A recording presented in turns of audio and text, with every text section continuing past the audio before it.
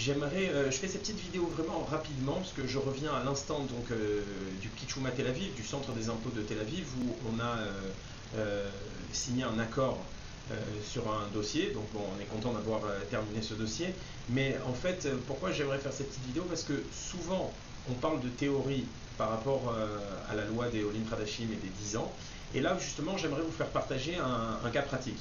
Donc pour voir vraiment comment ça se passe. Alors, je remets le cas dans son contexte. En fait, c'est un client qui est venu me voir pour la peine il y a 2 mois. En me disant qu'il avait un problème au niveau des impôts, qu'il était en contrôle fiscal depuis quasiment 1 an et demi et qu'il n'arrivait pas à s'en sortir. Et donc il a sollicité notre aide au niveau du cabinet par rapport à son dossier. J'explique le dossier, en fait, tout simple, comme la plupart des Olim Khadashim. Il a fait son Aliyah il y a 13 ans maintenant, et il a maintenu ses affaires en France, et donc il voyageait de temps en temps, 1 fois par mois, 1 fois et demie par mois, enfin 1 semaine et demie par mois, pour gérer ses affaires, et le reste du temps il était donc en Israël.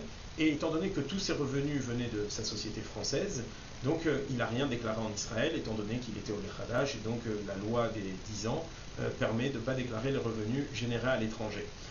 Donc ensuite, quand ces 10 ans ont terminé, selon la loi, encore une fois, sans sourciller, il a déclaré tous ses revenus, donc dans sa 11e et 12e année, et quand les impôts ont reçu ces déclarations,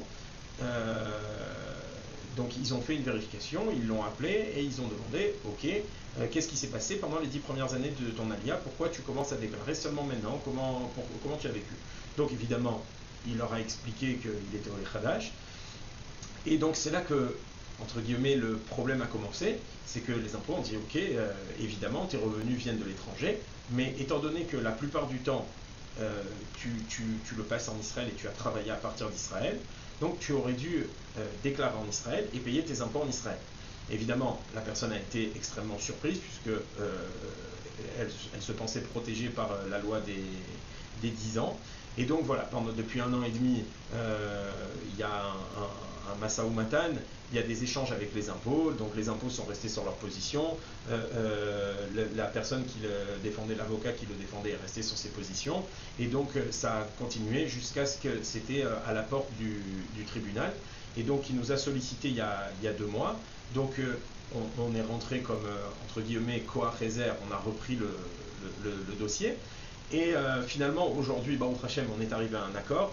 Alors vous dire que c'est le meilleur accord qu'il aurait pu avoir, non, pas forcément, et je vais revenir sur ça dessus, mais en tout cas, la drisha des impôts était énorme, on a réussi à la faire baisser de 70%, et donc le client a accepté, et donc ça a été signé aujourd'hui, donc ce dossier-là est fini. Maintenant, pourquoi je vous raconte ce cas pratique? Pour 2 raisons. D'abord, quand le client est venu me voir la première fois, je lui ai dit, si jamais tu étais venu voir un expert comptable ou un fiscaliste qui connaît bien cette loi au début de tes 10 ans, toute ton activité aurait été différente au niveau technique. Ça ne veut pas dire que tu aurais payé plus d'impôts, peut-être que oui, mais il y aurait eu une déclaration au moins partielle en Israël. Et donc aujourd'hui, tu ne te retrouverais pas dans cette situation. Donc ça, c'est le premier point. Et le deuxième point, pourquoi je vous raconte ça? Parce que en dehors du fait qu'aujourd'hui, le client doit payer une certaine somme à l'État d'Israël, il faut savoir que depuis les 2 dernières années, il a délaissé complètement son activité parce qu'il était complètement pris par ce contrôle fiscal. Ça lui a vraiment embrouillé la tête et donc il a perdu plus d'argent que sur son activité. Il a perdu énormément d'argent. En plus, c'était la période du Corona. Mais voilà, tout ça pourquoi? Parce que en fait, quand il est arrivé en Israël, il n'a pas pris conseil sur ses droits et ses devoirs. C'est-à-dire, il faut savoir que, et c'est un conseil que je donne tout le temps à mes clients, il faut savoir que quand on arrive dans un nouveau pays, excusez-moi, quand on arrive dans un nouveau pays, il faut prendre en compte qu'on a des droits, donc c'est 10 ans d'exemption fiscale, et ça entraîne également des devoirs. Et comme j'ai l'habitude de dire, cette exemption, ces 10 ans-là donnés aux Olim Khadashim, c'est un cadeau fantastique si c'est bien utilisé, si c'est bien géré.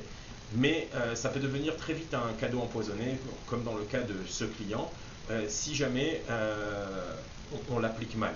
Et donc voilà, aujourd'hui, il s'est retrouvé avec un contrôle fiscal, avec des problèmes et avec à la fin une somme importante à payer. Donc vraiment, fort de ces expériences, et je vous assure, il y en a énormément, là je vous raconte une parmi tant d'autres parce qu'on a fini le dossier aujourd'hui, mais fort de ces éléments-là, je vous conseille, à partir du moment où vous faites votre alia, de prendre contact avec un expert comptable ou un avocat fiscaliste qui s'y connaît et qui gère des Olim Hadashim pour pouvoir vous apporter tous les éléments nécessaires et pour que vous puissiez adapter votre activité à ces 10 ans et de la manière qui vous convient à vous spécifiquement. Voilà, donc je vous souhaite une bonne journée et j'espère que vous ne serez pas confronté à ce genre de problème.